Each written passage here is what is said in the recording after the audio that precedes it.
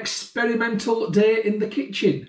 I was just about to make myself a cheesy Wotsits sandwich, as you do, and then I got thinking, what would happen if you baked a loaf of bread with the cheesy Wotsits already in it? Let's find out. So I'm going to make my bread in my bread maker. Now, I've made bread the traditional way and it's a lot of faff and hassle. To be honest, the bread maker's just ace. You chuck it all in, put the settings on, leave it, wake up the next day to freshly baked bread. What could be better? So that's what I'm going to do. So if you want to watch people knead and prove and all that sort of stuff, go and look at somebody else's YouTube video. I'm doing it the easy way with my bread maker. So let's have a look at the key ingredients that are going to go into this recipe. So to start off with, I've got Cheesey Wotsits. Now this is a 6-pack. I don't know if I'll put them all in or not. I'm going to decide as I'm doing it. I have got 370 ml of warm water. It's tap water. It's just nice and warm, but not hot. 500 grams of white bread flour. I'll be putting a little bit of butter in, probably a teaspoon or so. A teaspoon of sugar. I've got 2 different yeasts. Now, this is the main yeast that I'm going to be using. It's Asda Easy Bake yeast, just for general baking. However, I'm also going to add a little bit of beer yeast into this, Krause loaf Crystalweizen yeast. And the reason I'm going to do that is, last week I'd run out of bread yeast and I made a loaf with some of that, and it was some of the best bread that I've ever made. So I'm going to try and combine the two today.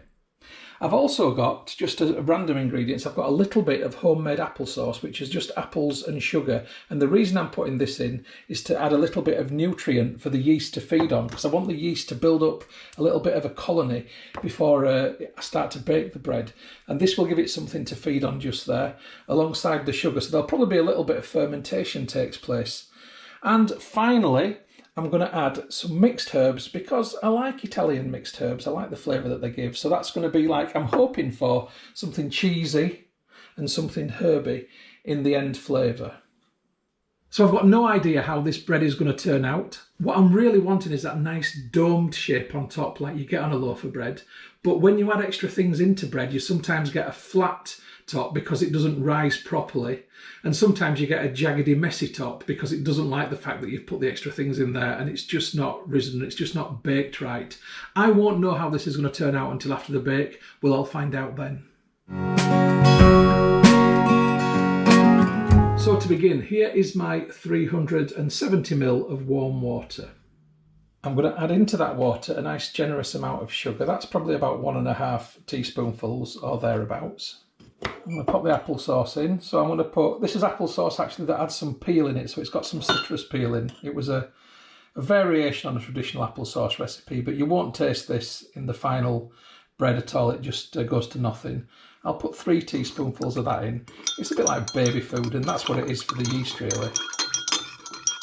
So in goes a sprinkling of the Asda baking yeast just there. It's probably 1/2 teaspoon. I'll put a little bit more there. That'll do. Give that a little stir around. Now I know I've showed you the Crystalweizen yeast in this silver packet. This is just to show you that this is what it is. However, I've actually got some left from last week and I'd poured it into this bread yeast tub. So this is actually Crystalweizen yeast, which is in there, not bread yeast. And I'm adding that also. I'm going to put the lot in. So there's a little bit more yeast in there than what you'd normally put into the bread. And I'm hoping that this extra yeast will just boost the capability of it in the bake. Now, before I go any further with this, I'm now just going to leave this. I'm going to cover it over and I'm going to leave this for an hour before continuing with the recipe, because I want this yeast to begin to establish. So while I'm waiting for the yeast to establish, let's have a look at those Cheesey Wotsits. So if you're watching this from outside of the UK, you might not know what Cheesey Wotsits are. They're basically what the Americans call cheesy poofs. You know, Eric Cartman's favourite snack. Cheesy poofs! So, or you might call them Cheetos or something else. I think they're all kind of a similar thing. So it's basically, I believe, a maize-based cheese snack, which is bright orange in colour. Oh, they're so Moorish as well. Stop it. Right, I'm going to empty some of these into my red bowl.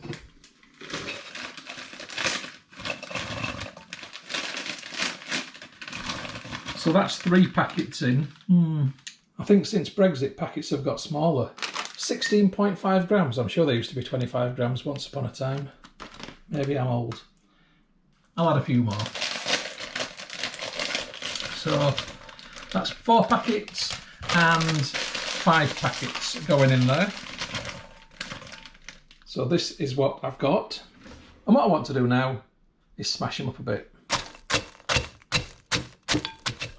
I'll be back when they're a bit more smashed up. I think I'll leave it at that. It's mostly powdery, but there are some slightly bigger bits in there. So it's been 30 minutes. Let's have a look at the yeast. Oh, you can see it's doing something. That definitely is having a bit of a reaction. That's brilliant. That's just what I wanted. Hey folks, I'm back. It's a busy kitchen. I'm sweating. I'm in the process of preparing a vegetable biryani to go in the oven, but let's have a yeast update. On 50 minutes, we have what looks like a Krause or something, the bread yeast equivalent on top of that. This is almost ready to start to go in the bread maker tin. I'll just throw this biryani together, then I'll get back to you. The biryani's in the oven, an hour's passed. Let's get on with it.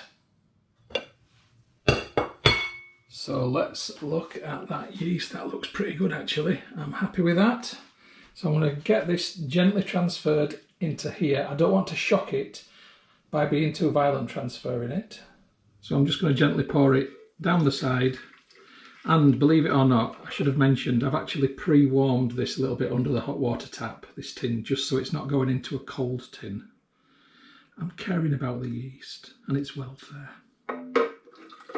If you care for the yeast, you'll get better results. So it just smells like I'm making cider at this point in time. So there it is in there. I'm just going to leave it for 10 minutes before carrying on. Okay, 10 minutes has passed and it hasn't changed on top, but I am seeing the occasional bubble and bit of movement there. You might have just seen one just then in there. So there's definitely something happening. I'm going to put the flour on top now. That's the next step in this recipe. So this is just 500 grams of bread flour, white bread flour. And I'm trying to do it gently as I can, so there's still a layer of liquid underneath it. And this is kind of like floating on top of the liquid. So now I'm going to add some Olivio. You could use butter or margarine or whatever. I'm using Olivio, which is olive spread. I'll put 2 of them in. 2 teaspoonfuls of Olivio, maybe a little bit more actually. Yeah, that looks about right. Okay, last but not least, it's time to add the Cheesey Wotsits. And on they go on top. Oh, wonderful. I'm quite excited about this. Right, let the Cheesey Wotsit bread meet the bread maker. So my bread maker is a Panasonic SD2500. I've had it years and it's very reliable. I'm simply going to lift the lid, drop the basket in there, and it just twists into place. It's dead straightforward. So there it is. So what I need to do now is to first of all tell it what size I want. Well, it's already on large, so that's good. I want a medium bake, so again, that's good. Now, timer-wise, this is crucial.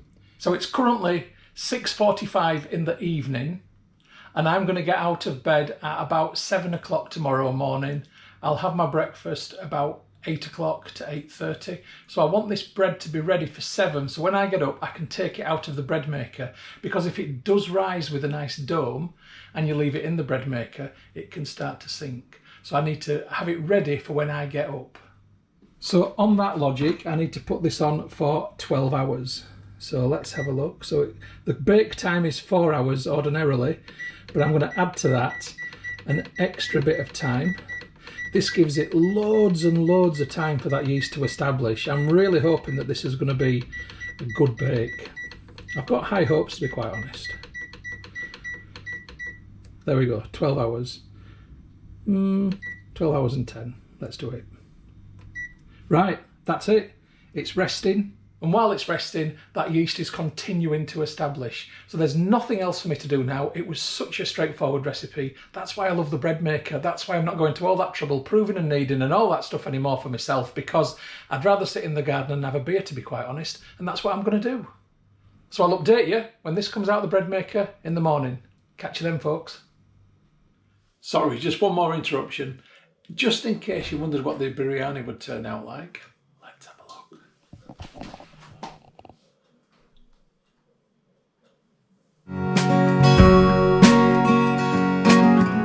Morning, folks. It's the next day. I'm going to get the bread out of the bread maker. I just heard the beeping while I was upstairs. Oh, that's not looking bad. That is not looking bad. Okay, it's not got the lovely round dome that I would have liked, but that is okay. I'm just using a tea towel to help me get this out because it's hot.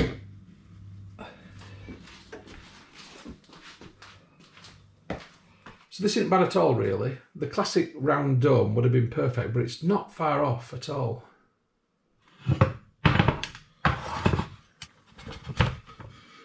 Oh yes, that's lovely. So it's looking really good. Now it's got that hole in the bottom. You always get that with the bread maker. That comes from the bottom of the tin. But yeah, I'm happy. So what I want to do, I mean, if you let's just have a quick look at that. Yeah, that looks good. So what I'm going to do is leave it for half an hour on its side. I want the heat to come out via this hole. And if there's any steam inside there, I also want it to come out this way too. So I'll leave it for half an hour and then come back to it. Okay, it's time to cut into the bread. I must admit, I am enjoying the colour of this. It is looking something like a Cheesey Wotsits type colour. I wonder what it would be like on the inside. Let's find out. It cuts nicely, it's very crisp.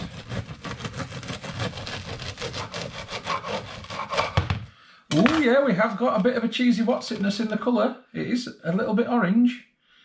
It's certainly not white, as in white bread.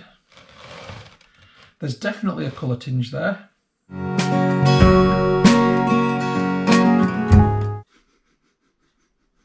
Now I'm not getting the Cheesey Wotsits smell, but I am getting a really delicious bread smell. I mean, it is like, you know, when you walk past the bakery and it's like, oh, that smells gorgeous.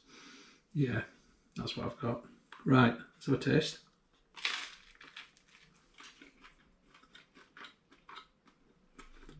Okay, it's there. You can taste the Cheesey Wotsitness, but it's very subtle. And if you didn't know it was there, if you weren't looking for it, then you probably wouldn't even find it. It's definitely there. So this is telling me that if I was making this recipe again in future, I need to double the amount of Cheesey Wotsits that's going in there. So anyway, in conclusion, yes, you can bake a loaf of bread with Cheesey Wotsits in. Yes, it does work. But yes, put a few more in than what I did. Okay, so let's wrap this up. In conclusion, it has worked. You can bake a loaf of bread with Cheesey Wotsits in it. This is the net result. The flavour is not immense, but it is there. I think more Cheesey Wotsits in future is the answer. I am going to make more bread recipes now because this has made me wonder what else I could bake in bread that will be quite interesting. And I think the next thing I'm going to do will be ginger nut biscuits. Will that make gingerbread? Let's find out. If you can think of anything that you'd like to see me baking bread, say so in the comments and let's make this one of my regular video features. Okay? It's been a pleasure, folks. Catch you on the next film. The film that you've just watched is a Moss Home and Garden production.